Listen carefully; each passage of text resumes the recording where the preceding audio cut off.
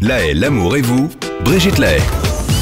Notre fil d'Ariane, alors écoutez bien parce que ça a l'air très compliqué, hein. Vous allez nous parler de 2 défis sexuels qui sont totalement opposés et qui ont été lancés par 2 individus évidemment différents. Oui, voilà, je m'explique. En fait, la mode est aujourd'hui au défi sexuel. On a déjà parlé du marathon du sexe, du record de la fellation en 24 heures, du record de la masturbation avec le masturbaton.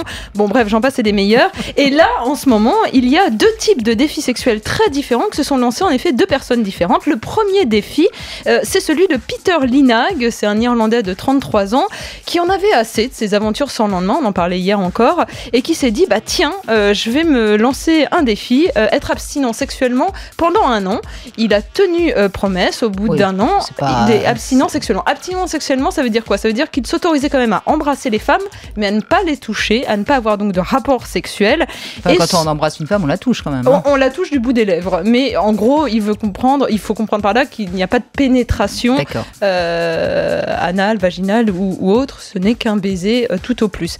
Et d'ailleurs, une fois, il a eu une relation pendant 2 mois avec une femme qui n'a fait qu'embrasser, et c'était tellement frustrant pour lui qu'il a dû mettre un terme à sa romance parce qu'il ne pouvait pas surmonter ce manque sexuel. N'empêche que au bout d'un moment, il s'est rendu compte que c'était de plus en plus facile d'être abstinent sexuellement, et qu'il a surtout, au-delà du fait de mieux comprendre les femmes en arrêtant de s'arrêter au superficiel et en essayant de les comprendre plus intimement, il s'est aussi découvert lui-même. Il a compris beaucoup de choses, il s'est analysé et il explique qu'il a compris que certains traumatismes de son enfance l'avait enfermé émotionnellement, et que finalement il n'aimait pas sa personne comme il était réellement, et c'est pour ça qu'il s'était créé ce personnage qui faisait semblant que tout allait bien, qui enchaînait les rencontres et les aventures amoureuses, et aujourd'hui en fait il a appris à sentir mieux dans sa peau et à changer son regard sur les relations amoureuses. Et il a gagné son pari donc avec le colocataire, et l'argent qu'il a gagné il l'a remis à un organisme de bienfaisance, et c'est par là qu'il a rencontré finalement l'âme sœur qu'il recherchait. Il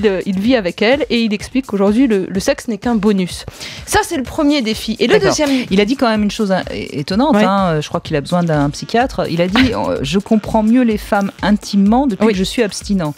Hein, donc je ne sais pas si le terme intimement c'est un peu paradoxal finalement. On pourrait dire ça. Enfin. Peut-être qu'il prête plus d'attention à ce qu'elles disent, étant donné que justement il ne fait rien avec elle. Oui, d'accord, mais enfin intimement, on est quand même dans une relation intime. Intime psychologiquement, peut-être qu'effectivement. Alors si on se fait des nœuds dans le cerveau. Hein. C'est mieux qu'ailleurs. L'autre défi... c'est vous qui le dites, Ariane. C'était pour la boutade. L'autre défi, alors là, va complètement à l'inverse, et moi, quitte à en choisir un, je choisirais plutôt celui-là, c'est de faire l'amour, au contraire, tous les jours pendant 1 mois avec son partenaire, pour voir quel impact ça a sur notre quotidien.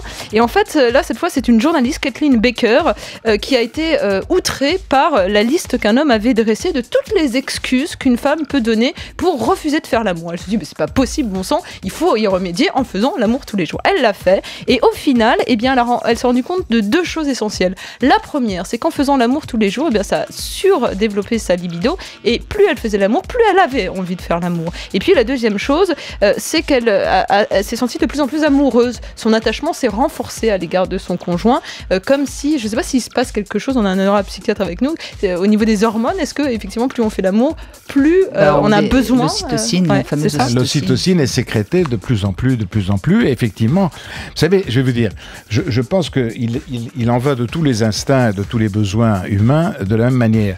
L'appétit, dit-on, vient en mangeant.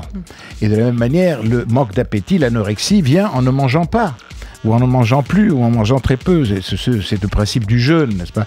Et de la même manière, le fait d'avoir des rapports sexuels stimule la sécrétion d'ocytocine, et le fait de ne pas en avoir affaisse ou élimine ou diminue en tout cas considérablement la sécrétion d'ocytocine. Donc tout ça quand même peut être analysé en termes hormonaux. Mais c'est vrai que plus on fait de vélo, plus on a envie d'en faire, et moins on fait d'exercice, moins on a envie d'en faire. Tout ça est très humain. Mais en même temps, quand on mange tous les jours la même chose, à un moment donné, on se lasse. Hein. Oui. Donc soyez tous infidèles. Donc l'amour tous les jours, oui, mais pas avec le même homme, quoi. Hein alors là, Brigitte, vous introduisez une variable qui n'était pas prévue. Non, mais je sais pas, j'essaye de comprendre comment ça fonctionne, moi. Et ce que ça lui a appris aussi, c'est apprendre à aimer son corps et plus particulièrement son sexe. On avait parlé une fois du fait que le regard des femmes sur leur sexe n'était pas très positif, en disant que les femmes trouvaient leur sexe laid la plupart du temps. Eh bien, elle le trouvait laid en effet initialement, et après avoir fait un mois l'amour pendant un mois tous les jours, eh bien, elle a fini par aimer ce sexe. Donc faites l'amour, continuez. Bon, ça, je crois qu'on est tous d'accord là-dessus. Ouais, absolument. Merci Ariane.